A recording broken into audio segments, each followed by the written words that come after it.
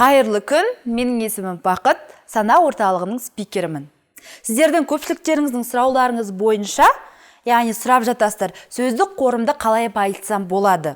Ол тек сөйлеу барысында емес, жазу барысында да. Сіздерге берілетін ең бірінші кеңес ол кітап оқу.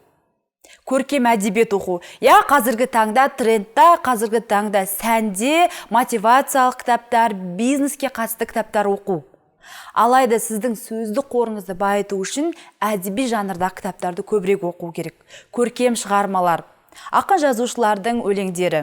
Бұл сіздің сөздік қорыңызды тек қана байытып қана қоймайды, сізге бір үлкен білімділік, мәдениеттілік береді. Екіншісі, ол айнамен жұмыс жасау. Айнаға қарап сөйлеңіз, камераға қарап сөйлеңіз. Сөйлей беріңіз, сөйлей беріңіз, сөйлей беріңіз.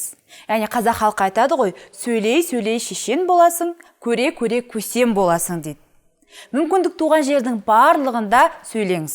Үшіншісі, ол қысқа аңыз әңгімелер, би шешендердің өлеңдері, нақыл сөздері, қазақ халқының мақал мәтелдері. Осыларды көбірек оқыңыз. Мүмкіндік болса жаттап алыңыз. Бұл да сіздің сөздік қорыңызды байытады. Менің берген кеңестерім сізге пайдалы болды деп сенемін.